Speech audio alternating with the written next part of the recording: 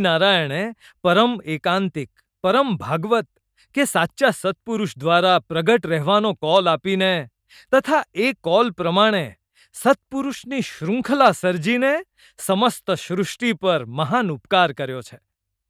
આ અખંડ વહેતી ગુણાતીત પરંપરામાં જે સમયે જે સ્વરૂપે તેઓ પ્રગટ હોય તે સમયે તે સ્વરૂપમાં જોડાઈ જવું એ જ આત્યંતિક કલ્યાણનો સુગમ માર્ગ છે.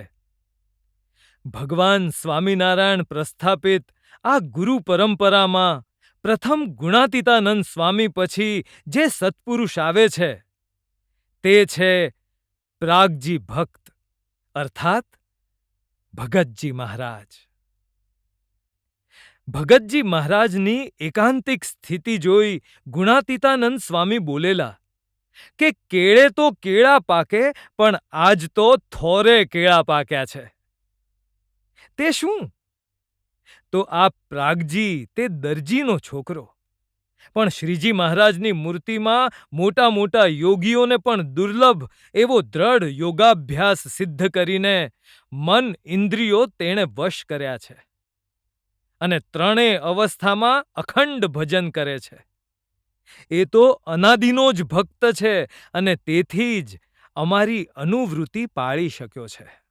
ખરેખર ગુણાતીતાનંદ સ્વામી માટે પોતાનો દેહ કુરબાન કરનાર ભગતજી મહારાજે સ્વામીની આજ્ઞા પાળવામાં કદી પાછું વળીને જોયું જ નથી. સ્વામીની જીભ વળી એમ ભગતજી મહારાજે પોતાનો દેહ વાળ્યો. અરે કોઈ સાધારણ મુમુક્ષુથી ન થઈ શકે એવા દુષ્કર સાધનો કરનાર ભગતજી મહારાજ 3.5 વર્ષની કઠણ સાધના દરમિયાન સૂતા જ નથી.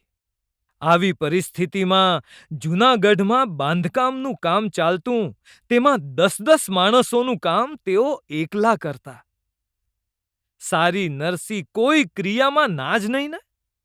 દેહનો અનાદર તો જાણે પરાકાષ્ઠાએ પહોંચેલો. એ અરસામાં ગુણાતીતાનંદ સ્વામીએ જૂની હવેલી તોડાવી નવી હવેલી કરવાનું શરૂ કર્યું હતું. એમાં તો પ્રાગજી ભક્તે તો સેવાની હદ વાળી દીધેલી. એ પ્રસંગ સાંભળીએ તોય ખરેખર રૂંવાડા ઊભા થઈ જાય એમ છે.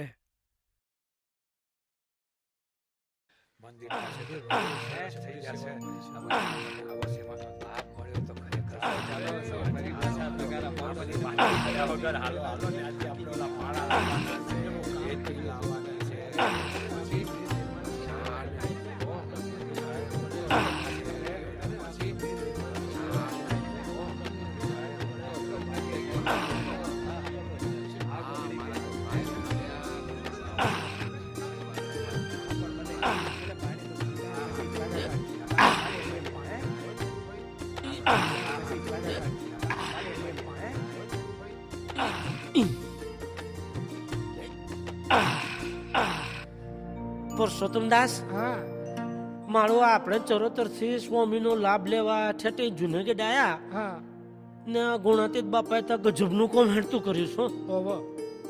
નવી હવેલી કોણ જોડે ચારે તૈયાર થઈ રહેશે. ભાઈ આ તો ગુણાતીત નો દરબાર છે ભાઈ. અહીં તો કથા યજ્ઞ ને આ સેવા યજ્ઞ બે ભેગા જ રહેવાના ને. આ ગુણાતીત સ્વામી નું કોમ છે એટલે અટકવાનું તો નહીં જ. જસભાઈ આ જુઓ તો ખરા, પ્રાગજી જે ઉત્સાહથી મંડ્યા છે એ જોતા તો એમ જ લાગે છે કે જાણે એ એકલા જ આખી હવેલી તોડી પહોંચશે. એ સાચું કહ્યું દાસ. સેવામાં ગજબની શ્રદ્ધા છે પ્રાગજીની. પહેલા તો સ્વામીએ દરેક સાધુને 10 મંડળ બાંધી આલી પાયા ખોદવાનું શરૂ કરાયું હતું. પણ એમાં આ પ્રાગજીના મંડળમાં તો ભાઈ 2-3 સાધુ આલેલા, પણ તોય કશી ફરિયાદ દાવા વિના એ તો ઉત્સાહથી સેવા કરવા મંડી પડ્યા મારા ભાઈ. સ્વામી વિશે કેવો દેવ ભાવ! બાકી બીજો ગમે તેવો હોય, તેને સ્વામીના આ ચરિત્રમાં પક્ષપાત દેખાયા વિના ને મનુષ્ય ભાવ આયા વિના રે જ નહીં ને. અરે પણ પ્રાગજી ભાઈએ કશું જોયા વિના પાયા ખોદવામાં એવા મંડી પડ્યા કે 1.5 થી 2 હાથ ખોદ્યું ત્યાં જ કાળા પથ્થરની છીપર આવી ગયેલી. ને મારા મંડળે તો 2 માથોડા સુધી ઝીકા ઝીક કરીને ખોદ્યું ત્યારે મોન મોન છીપર આવેલી ભાઈ. એ જસભાઈ એ જોઈને જ ગુણાતીત બાપા બોલ્યા હતા ને કે પ્રાગજીના મંડળમાં થોડા સાધુ છે પણ એના પક્ષમાં ભગવાન ને મોટા સાધુ છે. આવી કૃપા સ્વામીની એમણે મેળવી છે. બોલો. હાશ તો અને એ કરપા અમથી એમના શિરે નહીં ઉતરી હો કે દાસ. હા, અને પાયા ખોદ્યા પછી એમાં રેતી પણ ધોઈને નાખવાની હતી. બોલો. એ હા, એ કોમ તો ભાઈ ભારે હતું હો. રેતી ધોવાની, એને પોણીમાં પલાળવાની, પછી ટોપલામાં નોખવાની, એ ટોપલા ઉપાડી પાયામાં ઠાલવવાના. એમાં તો લુગડા પલળે ખરા ને બગડે ખરા. એટલે જ તો ભાઈ અમથાલાલ હવ એક પછી એક જુક્તિ કરી કરી ખસી ગયેલા. એટલે જ ગુણાતીત સ્વામીની નજર પ્રાગજી ભગત પર ઠરી હતી ને એમને એ કોમ ઓપેલું. હા, ને સ્વામીએ કોમ ચીંધ્યા પછી પ્રાગજી ભગતે જે સેવા કરી છે છેક હવારથી કોમ શરૂ કરે. અને પહેલો તો જાણે મોટા તપેલામાં પાણી ભરી મય 10-15 ટોપલા રેતી નોખો, પછી હાથે ગાળીને ટોપલા ભરે ને માથે ઉપાડી દોટ મેલી પાયોમાં જઈ નાખી આવે. તે આખો દાડો ઓમ ને ઓમ ટોપલા લઈ દોટા દોડ કરે પણ લગી રે વિશામો લે નહીં. ભાઈ આપણાથી તો આવું ના થાય ભાઈ, ના થાય. હા, એમની આવી સેવા ને શ્રદ્ધા જોઈને જ ગુણાતીતાનંદ સ્વામી બોલી ગયેલા કે ઓને સાધુને રાજી કરતા આવડશે ખરું. ને ગુણાતીત બાપાએ જે બોલ્યા એ પ્રાગજી ભગતે સાર્થક કરી આલ્યું. ચૂનાના કારખાનાની સેવામાં. ઓવો સાચું કીધું જસભાઈ. ચૂનાનું કારખાનું કરવા મારું કોઈ તૈયાર નહોતું થતું. હા, તે ચોથી થાય પરસોત્તમ દાસ. અરે એમાં તો હારું હાથ પગ ફાટી જાય ને આંખોમાં ગરમી આવી જાય અને વખતે તો ઓંધળાય થઈ જવાય. પણ એ સેવાએ પ્રાગજી ભગત ઉઠાઈ લીધેલી હો કે ચૂનાના મોટા મોટા 12 મણના કોથળા કારખાના પાસે લાવે, એના મોઢા ખોલી ચોકમાં ઠાલવે, પછી 4 અવેડા કરી રાખેલા તે તેમાં નોખી પાણીમાં પલાળી રાખે ને જેમ માટી કચરે તેમ અવેડામાં પોતે ઉતરી ચૂનો કચરે. હા, એ જોઈ લો કેતોય ખરું કે પ્રાગજી ચૂનાના છેરથી ઓંધળો થઈ જઈશ. ઓંધળો તારે એ તો કેફ થી કેતા ગુણાતીત પર મારો દેહ કુરબાન છો.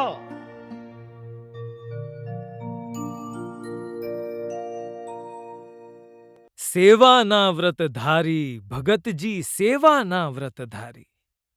ખરેખર ભગતજી મહારાજ 7 સમેલિયા સમા સેવક હતા.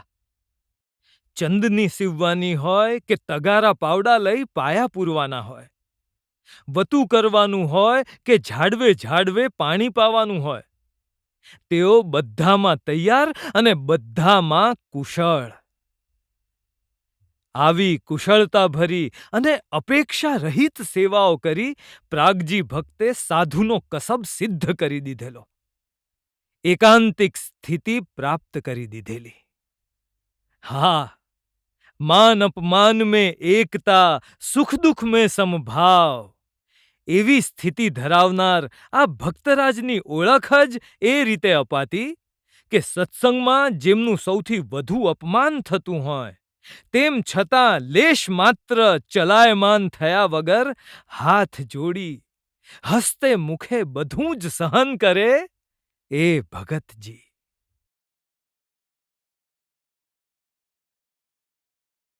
એ જય સ્વામિનારાયણ હરિભક્તો.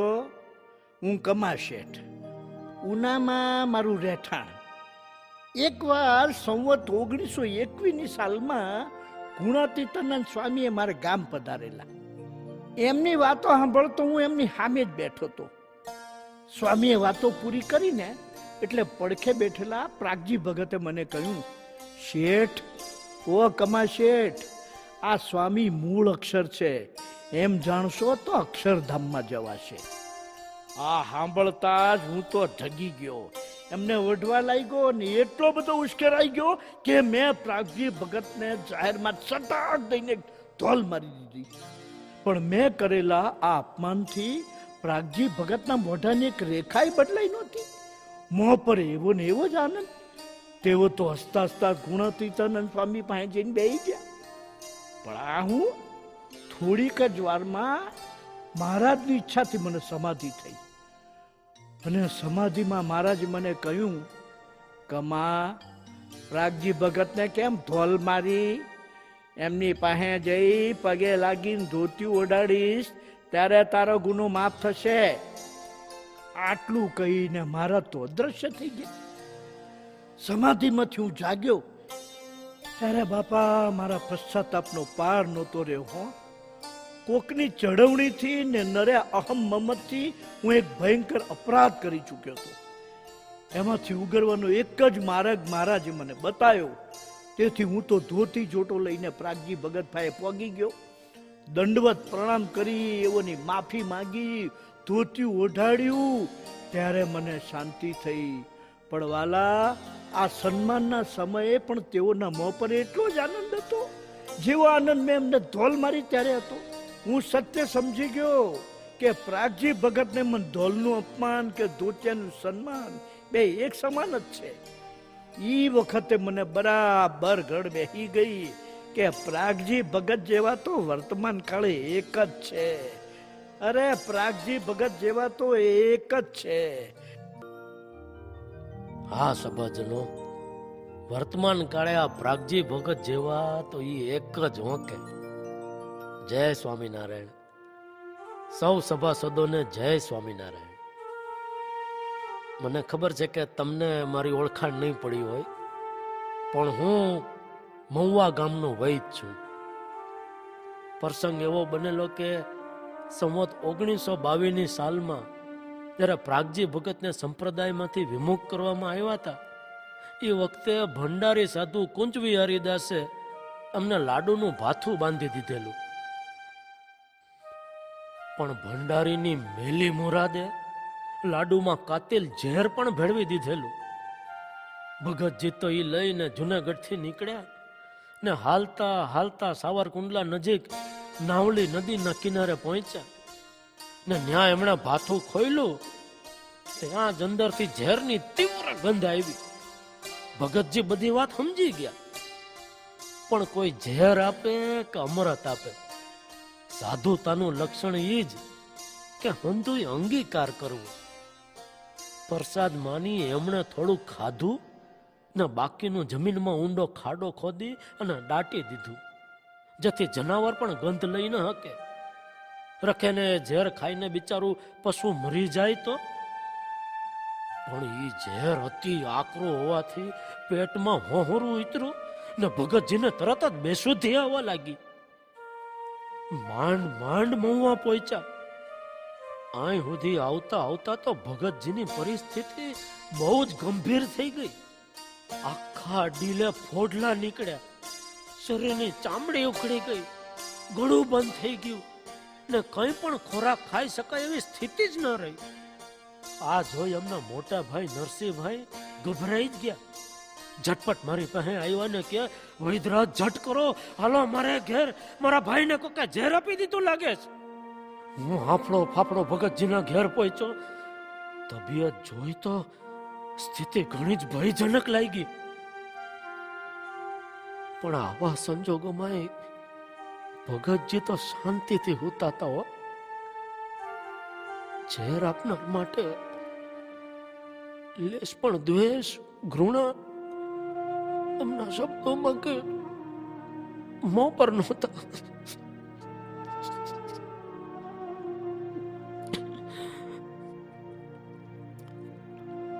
સભાજનો,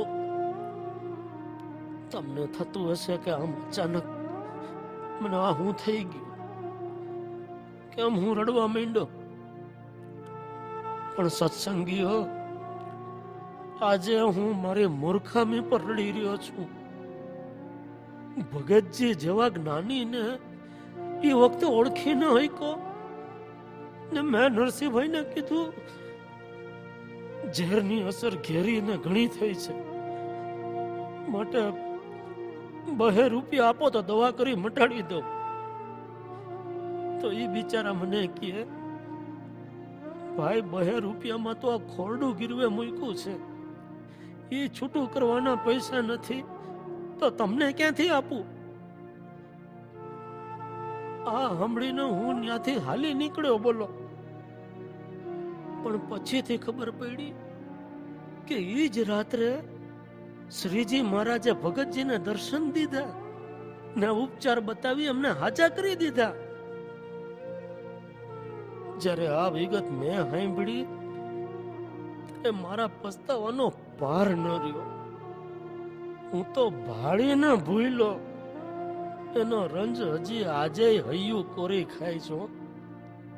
ખરેખર ભગતજી પર આટલું વીતું છતાં એમણે જ્ઞાનની એવી સ્થિતિ સિદ્ધ કરી હતી કે એમનું રૂવાડું ન ફરક્યું. આવા જ્ઞાનીની સેવા મેં માત્ર 2 રૂપિયાના લોભ હાટું ખોઈ નાખી. એનું દખ આજે એટલું ને એટલું જ છે. હો પણ વાલા ભાવિકો, તમે આવું ગોથું ન ખાઈ જાતા. જે પ્રગટ એકાંતિક હોય એને ઓળખી સેવા કરી લેજો હો બાપા, જેથી મારી જેમ પસ્તાવાનો વારો ના આવે. હો મારી જેમ પસ્તાવાનો વારો ન આવે.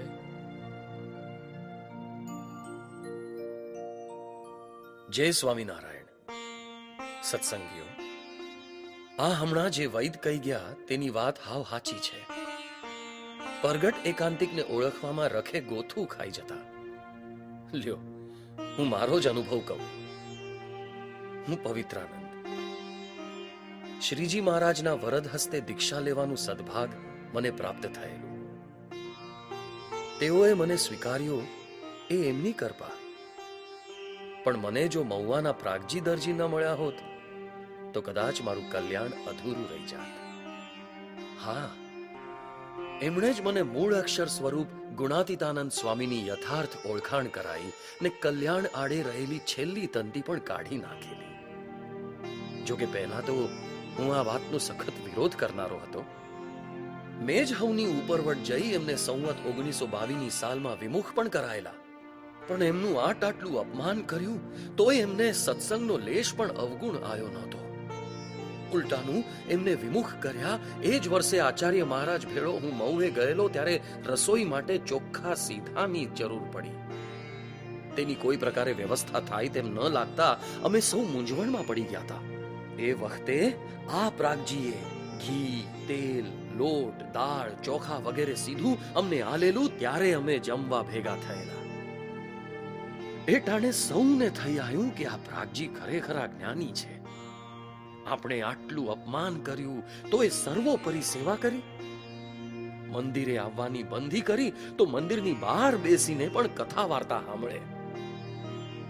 મહુવાના રોકાણ દરમિયાન જ એક રાત્રે મારા તંબુની બહાર આવીને એ બેઠેલા. હું લઘુશંકા કરવા બહાર આવ્યો ને મેં એમને જોયા. મેં પૂછ્યું, કેમ અતારે? ત્યારે એ બોલ્યા, સ્વામી, મને તમારા સમાગમ વગર ગમતું નથી. ઓહો હો હો હો, જ્ઞાનની કેવી સર્વોપરી સ્થિતિ! મેં જેમને વિમુખ કરેલા તો એ મારો લેશ અવગુણ નહીં. એ વખતે મનોમન હું એમને નમી પડ્યો કે આ ખરેખરા એકાંતિક ને અજાત શત્રુ. કાં જે એમને માથે જેટલા પાટા પડ્યા છે તેવું જો કોઈ બીજાને માથે થયું હોય તો એ રાત્રે મને એકલો ભાળીને મારી જ નાખત. પણ એને બદલે આટલી ઉદારતા. અને સંવત 1935ની સાલમાં તો પ્રાગજીએ હદ વાળી દીધી. એ વર્ષે આણંદમાં એક પ્રસંગ થયો. એને કારણે મને અંતરમાં ઘણી જ અશાંતિ રહેતી હતી. પણ પ્રાગજીએ વાતો કરી એવું ટાઢું કરી દીધું કે મને લાગ્યું આ પ્રાગજી જેવા નિર્માની ભગત બીજા કોઈ નહીં. એમણે ગુણાતીતનો ખરો વંશ રાખ્યો છે. એમના અંતરમાં જરા પણ રાગ દ્વેષ નથી ને કોઈ દાડો વાતની વાતમાં પણ બદલો લેવા સારું બે શબ્દ બોલ્યા નથી. એ વાતો એ એક જ, ખરેખર એ વાતો એ એક જ. ઓહો હો, જ્ઞાનની કેવી સર્વોચ્ચ સ્થિતિ! જેના વેરી ઘા વખાણે એમ અપમાન કરનારા જ આમ બે મોઢે પ્રાગજી ભક્ત એકાંતિક છે એવી મહોર મારી આપે, એથી બીજું મોટું પ્રમાણ કયું હોઈ શકે? ખરેખર ધર્મે શૂરા, જ્ઞાને પૂરા, વૈરાગ્યે મેરુ સમા નિશ્ચલ અને ભક્તિમાં પૂર્ણતઃ અચલ એવા ભગતજી મહારાજને એમના પ્રાગટ્ય દિને કોટી કોટી વંદન, કોટી કોટી વંદન.